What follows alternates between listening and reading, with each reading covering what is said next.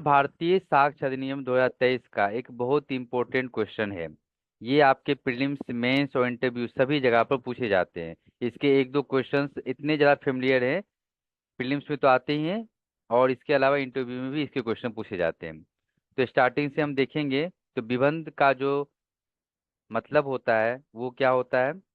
विबंध को इंग्लिश में स्टॉपल कहा जाता है। ये हमारे भारतीय साक्ष्य अधिनियम BSA 2023 में चैप्टर नंबर 8 में दिया गया है, जो 121 से 131 तक है, 121 से 123 तक है। ये पहले हमारे पास चैप्टर नंबर 8 में ही था, भारतीय साक्ष्य अधिनियम 1872 में, और वहाँ पर 118 से लेकर 115 से लेकर 118 तक था। इसमें हमने कोई परिवर्तन नहीं देखा है, यानी कि ये जो संशोधन करके सिर्फ सेक्शन को थोड़ा आगे कर दिया गया है। बाकी इसमें कोई भी संशोधन नहीं किया गया है।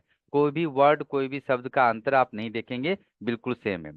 तो एस्टोपल शब्द का जो मेकिंग हुआ था, इसका बैकग्राउंड हुआ था, उसको थोड़ा सा एक बार देख लेते हैं। एस्टोपल का जो विबंध है उसको अंग्रेजी में स्टोपल कहा जाता है, इंग्लिश में ये स्टोपल वर्ड है। ये स्टॉपल वर्ड एक फ्रेंच वर्ड से डिराइव हुआ है, जिसका अर्थ होता है स्टॉप या रोकना। स्टॉप या रोकना, यानी कि स्टॉपल जो है उसका मतलब होता है रोकना। ESTOPPEL, स्टॉप इंग्लिश वर्ड है विबंध का, और ये बना है फ्रेंच शब्द स्टॉप से, जिसका अर्थ होता है रोकना। टू स्टॉप, किस चीज से रोक रहे हैं? किसी को कहीं जाने से रोक रहे हैं, किसी को कोई काम करने से रोक रहे हैं। तो यहाँ पर है कि किसी व्यक्ति को विरोधी बात कहने से रोक रहे हैं। आपने जो एक बार जो बात कह दिया, जो एक बार आचरण कर दिया, जो एक बार आपने कंडक्ट कर दिया, उससे आप पलट नहीं सकते हैं, उससे आप मुकर नहीं सकते हैं। ये रूल ऑफ स्टॉपल है। जैसा मैंने बताया था कि भारतीय साक्ष्य अधिनियम एक एडजेक्टिव लॉ या विशेषण विधि है, यानी कि प्रक्रियाओं में भी विशेष है। बहुत ज्यादा इंपॉर्टेंट होने के कारण इसको बैकबोन ऑफ इंडियन लॉ भी कहा जाता है, भारतीय विधि की रीढ़ की हड्डी कहा जाता है। और उसमें कुछ ऐसे सेक्शंस हैं जो मौलिक विधि जैसा काम करते हैं, यानी वो हमें प्रक्रिया कम और राइट्स ज्यादा बताते हैं, सब्सटेंटिव लॉ की तरह वर्क करते हैं। उसमें से एक प्रोविजन ये भी है। एक आपका है रेस जुडिकाटा, और एक है आपका स्टॉपल का प्रोविजन। ये दो सेक्शंस मोटे तौर पर ऐसे हैं जो आपके मौलिक विधि जैसा काम करते हैं। तो ये एक मौलिक सिद्धांत आपको दिया गया है भारतीय साक्ष्य अधिनियम में। तो विबंध का अंग्रेजी शब्द है स्टॉपल। स्टॉपल फ्रेंच शब्द है स्टॉप, उससे बना है, जिसका अर्थ होता है रोकना, जिसका अर्थ होता है to stop.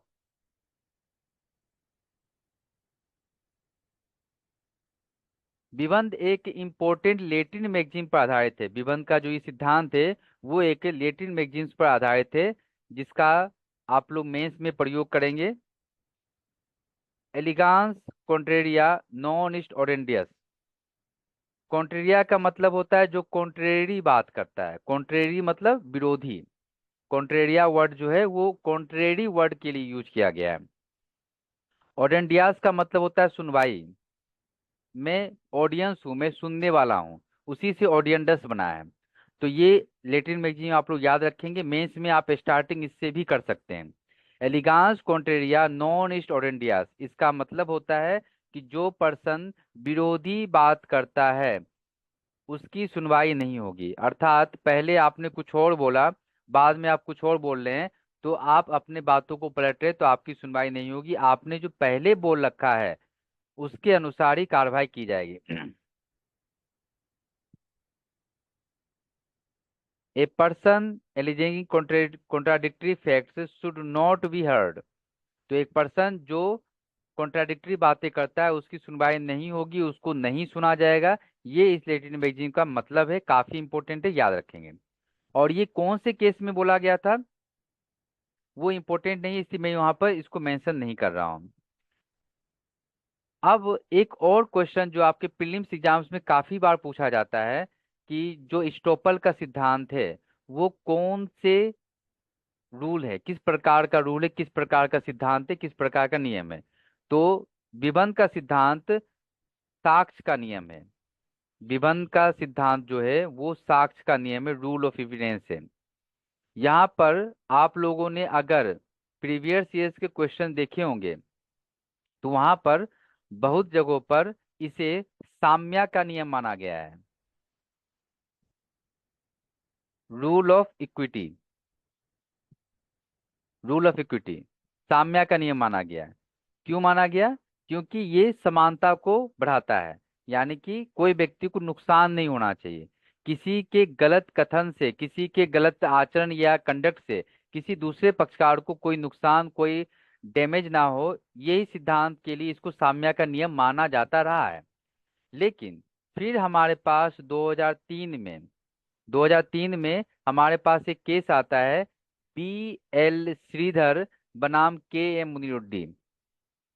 B L Sridhar बनाम के एम मुनीरुद्दीन का केस था, जिसमें ऑनरेबल सुप्रीम कोर्ट ने ये साफ साफ क्लियरिफाई कर दिया है कि भारतीय साक्ष्य अधिनियम का स्टॉपल विबंध का सिद्धांत वो साम्या का नियम नहीं है, वो एक साक्ष्य का नियम है। It is a rule of evidence. तो कोई कंफ्यूजन नहीं रखना है, ये एक रूल ऑफ एविडेंस है। यहाँ पर ये कुछ पुराने सेक्शंस लिखे हुए हैं जिसकी आवश्यकता आपको नहीं है। 115 अब हो चुका है 121 में। क्लियर यहाँ तक? उसके बाद कुछ और प्रोविजंस हैं इसके रिगार्डिंग, हम उसको देखेंगे।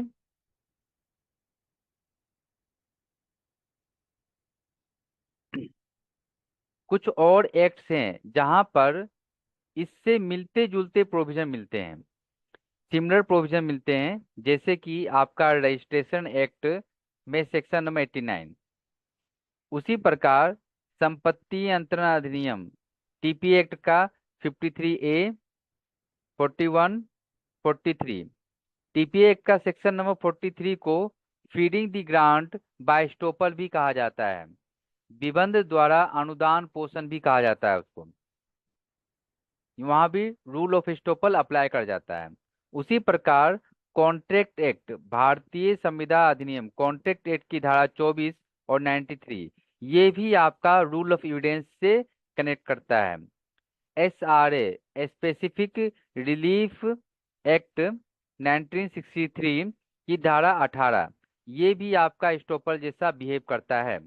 उसी प्रकार पार्टनरशिप एक्ट की धारा 28, ये सभी एक्ट के इन धाराओं में जो प्रोविजन है वो स्टॉपल की तरह बिहेव करते हैं, विबंध की तरह बिहेव करते हैं, या विबंध से जैसे संबंधित हैं।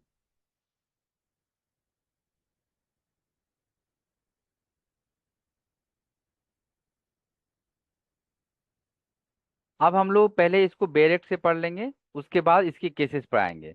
बैकग्राउंड हमने देख लिया है, आपको मेंस में भी इसी प्रकार से लिखना है कि स्टॉपल का प्रोविजन कहाँ दिया गया है, विबंध का प्रावधान इस चैप्टर में अध्याय 8 में धारा 121 से 123 तक दिया गया है। आप अगर लिखना चाहें तो शौक से लिख सकते हैं कि भारतीय साक्ष्य अधिनियम 1872 में ये 115 से 118 में दिया गया था। उसके बाद आप लिखेंगे कि ये एक फ्रेंच वर्ड है, स्टॉप से बना है। इस प्रकार की चीजों को जो मैंने बताया है इसको मेंशन करते हुए आगे बढ़ेंगे। उसके बाद आपको ये डिफिनेशन लिखनी पड़ेगी, पूरा का पूरा डिफिनेशन आपको लिख देना है। डिट्टो सेम लिखने की कोशिश करें, कोई चेंज ना करें, क्योंकि चेंजिंग करने से गलत हो जाते हैं। स्टॉपर का डिफिनेशन यहाँ दिया गया है, ये सेम पूरी तरह से आपको लिखना है एग्जाम में कॉपी करके।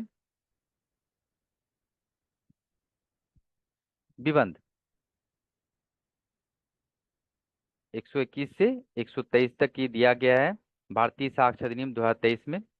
जबकि एक व्यक्ति अपनी घोषणा, कार्य या लोक द्वारा, अपनी घोषणा, कार्य या लोक द्वारा किसी अन्य व्यक्ति को विश्वास, सासे सासे मतलब इंटेंशली, जानबूझकर, समझते हुए, इंटेंशन के साथ उसको विश्वास जानबूझकर कराया है या कर लेने दिया है कि कोई बात सत्य है, कि कोई फैक्ट जो है वो ट्रू है, और ऐसे विश्वास पर उसे कोई कार्य कराया है या करने दिया है, तब ना तो उसे, ना उसके प्रतिनिधि को अपने और ऐसे व्यक्ति के या उसके प्रतिनिधि के बीच किसी वाद या कार्रवाई में उसकी सत्यता का प्रत्याख्यान, प्रत्याख्यान का मतलब होता है डिनाय, करने दिया जाएगा।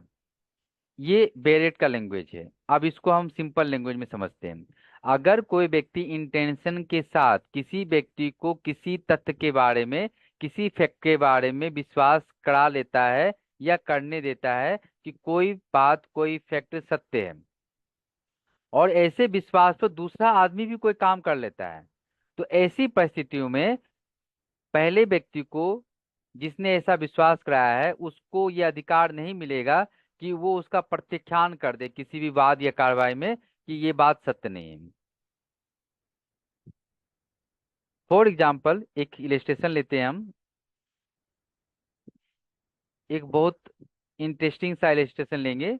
एक बॉय है और एक गर्ल है।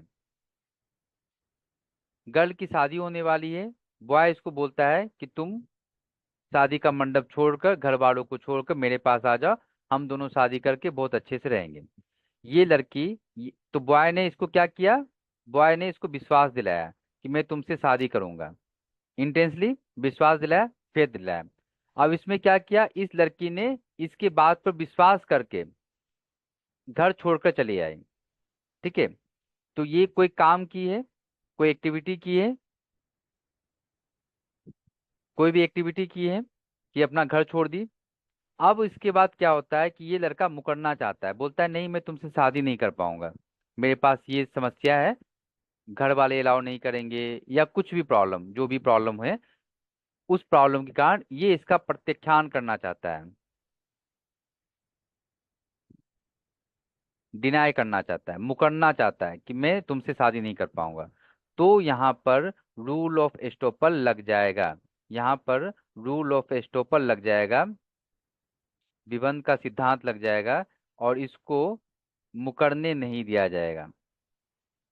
इसको परस्पर विरोधी बातों करने से रोक दिया जाएगा कि आपने जब बोला और उसके बाद लड़की ने अपनी स्थिति में परिवर्तन कर लिया, तो आप उससे मुकर नहीं सकते। इस सेक्शन के लागू होने के इंग्रेडिएंट्स क्या हैं। पहला, कि इसके द्वारा किसी भी चीज का गलत इंफॉर्मेशन दिया जाना चाहिए, कि वो कोई गलत इंफॉर्मेशन दे कि हाँ ये बात सत्य है, ऐसा होना चाहिए, पहला रिक्वायरमेंट। दूसरा बात है, अगर इस केस में ये लड़की घर छोड़कर नहीं भागती इस लड़के के लिए, तो क्या वहां पर रूल ऑफ स्टॉपर लगता, विबंध का सिद्धांत अप्लाई होता है वहां पर? नहीं सर। नहीं नहीं होता। होता सर। क्योंकि वहां पर आवश्यक है कि उसने अपनी स्थिति में परिवर्तन कर लिया हो।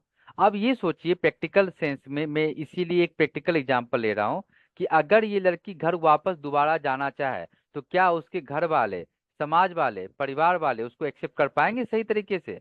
नहीं कर पाएंगे। लेकिन अगर ये घर से भागती ही नहीं, ये निकलने का सोचती, इससे पहले ही लड़का बोलता है मैं तुमसे शादी नहीं करूंगा, तो वहां पर स्टॉपर का सिद्धांत नहीं लगता है। इसीलिए स्टॉपर का लागू होने के लिए आवश्यक है कि यहाँ पर किसी प्रकार का व्यपदेशन हो, मिस रिप्रेजेंटेशन इज रिक्वायर्ड। पहला है मिस रिप्रेजेंटेशन होना चाहिए। दूसरा हो कि अन्य व्यक्ति ने इस मिस रिप्रेजेंटेशन पर, व्यपदेशन पर कोई कार्य किया हो। इसने कोई कार्य किया, कोई, मैं इस सब चीजों को अच्छे से लिखाऊंगा, अभी सिर्फ समझना है आपको टॉपिक को। तब जाकर यहाँ पर उस व्यक्ति को हानिकारक, उसके लिए हानिकारक हो सकता है ये चीज। लड़की के लिए हानिकारक होगा या नहीं होगा? इस लड़की के पास तो समस्या हो जाएगी ना कि वो कहाँ जाए, किसके पास जाए। घर वाले भी एक्सेप्ट नहीं करेंगे, अब घर को छोड़कर आ चुकी है, समाज को छोड़कर आ चुकी है, ये लड़का भी एक्सेप्ट नहीं कर रहा है, तो ये लड़की कहाँ जाएगी? तो इस लड़की के लिए हानिकारक है। तो यहाँ पर कानून जो है वो इस लड़की को नुकसान से बचाने के लिए, किसको हानि नहीं हो, इस लड़के को पलटने से रोका जाएगा। अब आप लोग के मन में एक समस्या आएगी कि सर, तो क्या लड़के को जबरदस्ती शादी कराया जाएगा? तो हमारा ये कंसर्न का सब्जेक्ट ही नहीं है। ऐसा हम किसी को फोर्सफुली शादी करा भी नहीं सकते, ये आप जानते हैं। हम सिर्फ इस एग्जाम्पल से ये पूरा का पूरा विबंध का सिद्धांत समझना चाह रहे हैं कि रूल ऑफ स्टेपल एग्जैक्टली होता क्या है। तो वहां पर इन तीनों इंग्रेडिएंट्स का होना जरूरी है।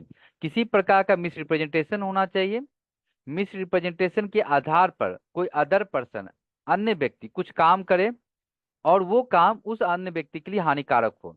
ये तीनों चीज में से कोई भी एक चीज कम होगा तो ये अप्लाई ही नहीं होगा। ये टॉपिक अप्लाई ही नहीं होगा, ऐसा एक केस में भी कहा गया था। ग्यारसी बाई वर्सेस धनसुख लाल। ग्यारसी बाई वर्सेस धनसुख लाल के केस में ऑनरेबल सुप्रीम कोर्ट ने ये स्पष्ट किया है कि अगर ये तीनों पॉइंट में से एक भी पॉइंट मिसिंग है तो विबंध यानी कि रूल ऑफ एस्टोपल का सिद्धांत अप्लाई नहीं होगा। अब हम लोग इसका जो एक इलेस्ट्रेशन दिया गया है जो आपके बैरेक्ट में ही है उसको देखते हैं।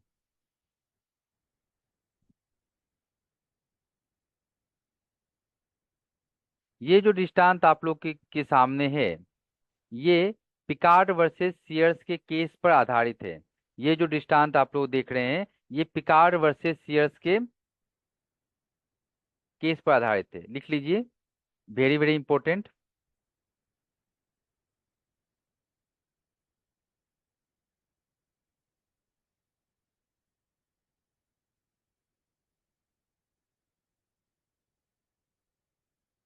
1837 का केस लेकर हम लोग अभी भी घूम रहे हैं 2023 में, जबकि ये उस समय का केस है जब हमारा ये एक्ट बना भी नहीं था।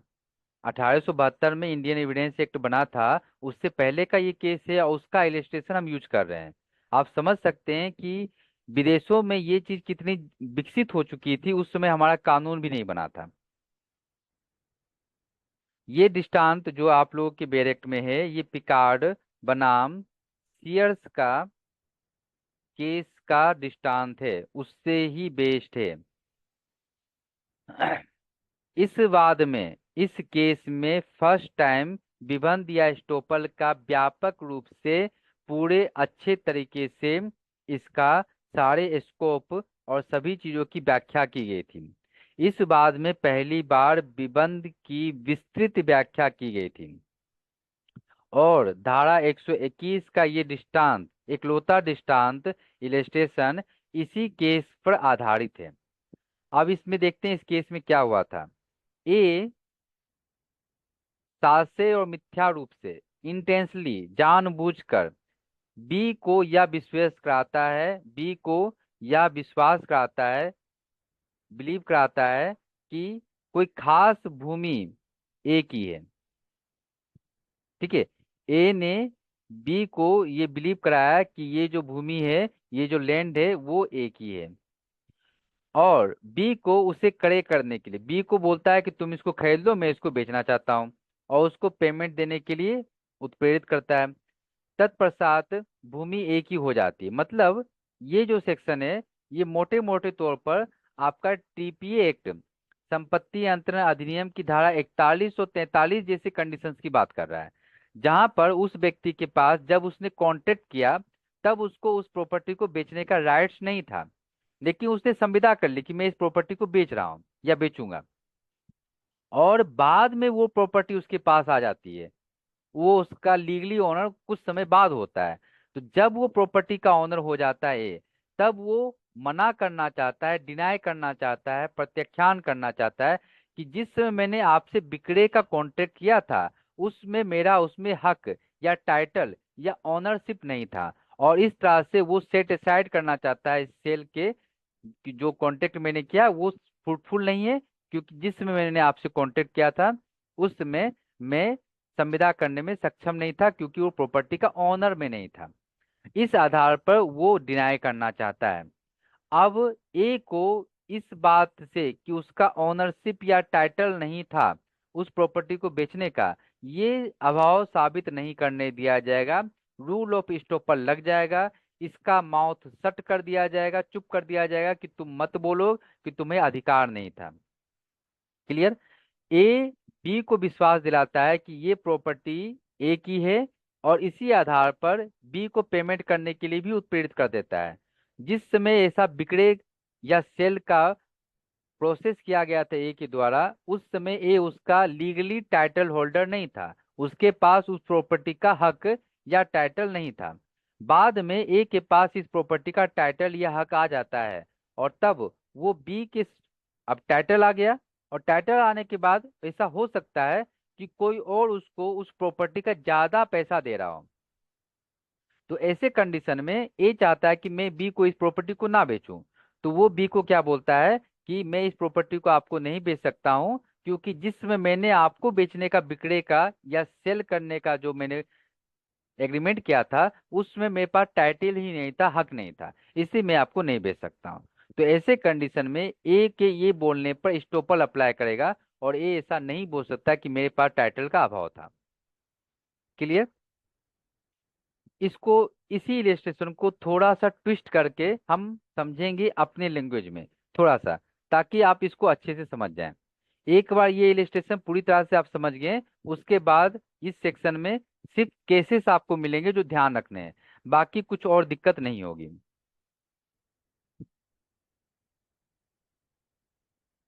एक व्यक्ति है, इसके एक फादर हैं, और फादर का कुछ प्रॉपर्टी है, ये प्रॉपर्टी फादर के नाम पर है, ऐसा हम एज्यूम कर लेते हैं थोड़ा देर के लिए। उसके बाद क्या होता है कि ए और बी आपस में ये एग्रीमेंट करते हैं, ये करार करते हैं कि ए बोलता है कि ये प्रॉपर्टी मैं तुम्हें बेच दूंगा। ए बोलता है कि मैं तुम्हें ये बेच दूंगा property, I will sell to you. उसके बाद क्या होता है कि फाइनली जब फादर का डेथ हो जाता है, और या फिर फादर के द्वारा प्रॉपर्टी ए को फाइनली मिल जाती है। अभी तो क्या है, टाइटल फादर के पास है, ए के पास टाइटल नहीं है। लेकिन जब ए को टाइटल मिल जाता है, हक मिल जाता है, मालिकाना हक मिल जाता है, तब उसको पता चलता है कि ये जो प्रॉपर्टी फादर का वो बेचना चाह रहा था बहुत कम अमाउंट में, कम अमाउंट में बेचना चाहता है, क्योंकि उसको मार्केट वैल्यू का पता नहीं था। लेकिन जब ये प्रॉपर्टी वास्तव में ए के पास आ जाती है, ए को उसका हक या टाइटल मिल जाता है, तब ए को पता चलता है कि इस प्रॉपर्टी का प्राइस तो बहुत ज्यादा है मार्केट रेट में।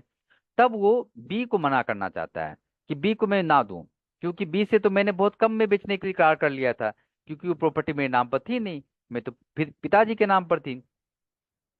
तो अब क्या करेगा, ए के पास एक ऑप्शन आएगा, ए सोचेगा कि मैं इसको बी को ये कन्विंस कर दूं कि जब मैंने आपको बेचने का करार किया था, मेरे पास टाइटल नहीं था, हक नहीं था।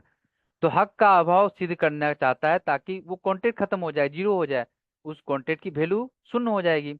लेकिन यहाँ पर ए का ये जो कंडक्ट है, ये रोक दिया जाएगा स्टॉपल के द्वारा। विबंध का सिद्धांत यहाँ पर लगा दिया जाएगा, और बी को ऐसा, ए को सॉरी ऐसा बोलने से मना कर दिया जाएगा कि आप ऐसा नहीं बोल सकते हो कि जिससे मैंने आपसे कॉन्टेक्ट किया था मेरे पास टाइटल नहीं था। अभी आपके पास टाइटल है, आप बी को वो प्रॉपर्टी उतने मूल्य में, जितना आपने पहले एग्रीमेंट करके रखा था, विक्रय का करार में रखा था, उतना में ही आपको देना पड़ेगा बी को। भले ही आपको लाभ हो नुकसान हो, ये अलग बात है। क्लियर? आई होप कि ये समझ में आ गया होगा अच्छे से।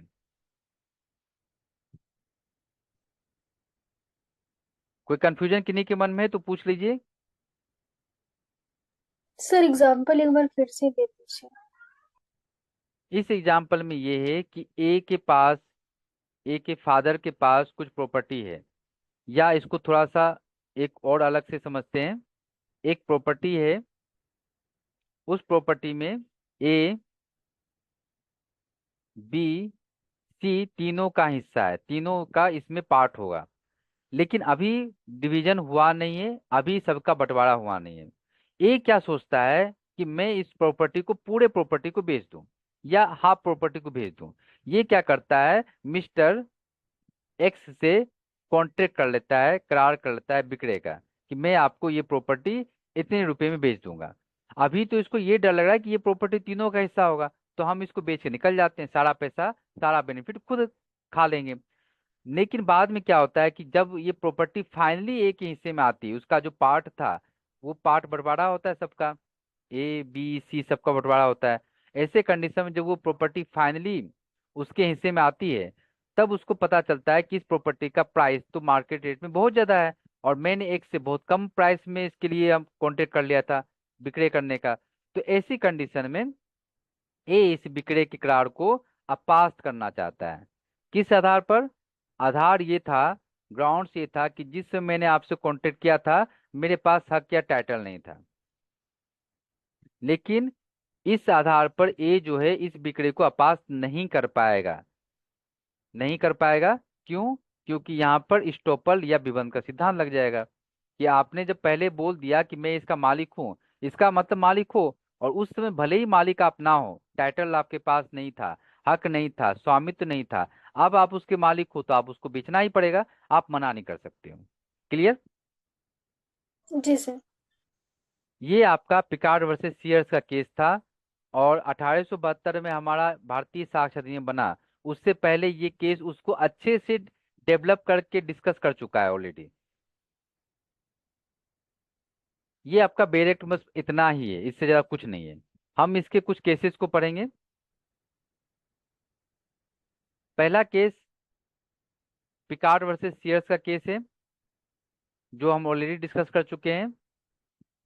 दूसरा केस है शरत चंद्र डे, शरत चंद्र डे बनाम गोपाल चंद्र लाहा, शरत चंद्र डे बनाम गोपाल चंद्र लाहा। ये भी प्रीवी काउंसिल का केस है, हमारे सुप्रीम कोर्ट का नहीं है। ध्यान रखिएगा, मैं अभी आगे आप लोग को बताऊंगा कि विबंध या स्टोपल तीन प्रकार से होते हैं। There are three types of estoppels: estoppel by record, estoppel by deed, estoppel by conduct. यानी कि विलेख द्वारा विबंध, अभिलेख द्वारा विबंध और आचरण द्वारा विबंध। हमारे भारतीय साक्ष्य अधिनियम में सिर्फ और सिर्फ आचरण द्वारा विबंध के बारे में बात किया गया है। ठीक है, जो व्यपदेशन होगा वो आचरण के द्वारा होगा, उसी के लिए बात की गई है। इसको आगे डिस्कशन हम और करेंगे। तो शरद चंद्र डे बनाम गोपाल चंद्र लाहा, ये प्रीलिम्स में भी आपको आता है और आप इसको मेंस में भी लिखते हैं। ये तीनों केस आपके प्रीलिम्स और मेंस दोनों के लिए इंपॉर्टेंट है। तो ये जो शरद चंद्र डे बनाम गोपाल चंद्र लाहा का केस था, इसमें आचरण द्वारा विबंध किया गया था, आचरण द्वारा व्यपदेशन था, और उसी से आचरण द्वारा विबंध का ये एग्जाम्पल है। अगेन आते हैं श्री कृष्ण बनाम कुरुक्षेत्र यूनिवर्सिटी का केस। श्री कृष्ण बनाम कुरुक्षेत्र यूनिवर्सिटी का जो केस था, ये ऑनरेबल सुप्रीम कोर्ट ने डिसाइड किया था। ये काफी लीडिंग क्वेश्चन है, आपके प्रीलिम्स और मेंस दोनों में इसका उपयोग होता है। इसमें हुआ ये था कि ये जो श्री कृष्ण था, इसको एक एग्जाम में इसने फॉर्म भरा, और उस फॉर्म में कुछ कमी थी, लेकिन उसको परीक्षा में बैठने दे दिया गया, उसको एग्जाम में अपियर होने दे दिया गया।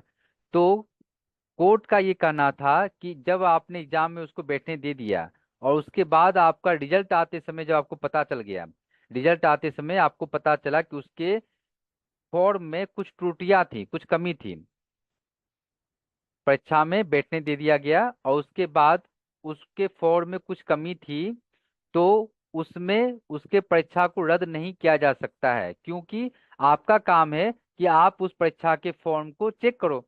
मान लीजिए कोई फॉर्म है जिसमें रिक्वायरमेंट, मिनिमम रिक्वायरमेंट एलएलबी है, और मैंने फॉर्म को फिलअप कर दिया लिखकर कि मेरे पास बीसीए की डिग्री है, ठीक है, और मुझे एडमिट कार्ड दे दिया गया, और मुझे एग्जाम में एंट्री भी दे दी गई, और फिर इस आधार पर कि इसमें मिनिमम रिक्वायरमेंट एलएलबी था और आप बीसीए हैं, तो आपको ये पोस्ट दे ही नहीं सकते हैं। इसमें मेरी गलती नहीं है, और ऑब्वियसली कि मेरा रिक्रूटमेंट भी नहीं होगा, लेकिन कंपनसेशन देना पड़ेगा।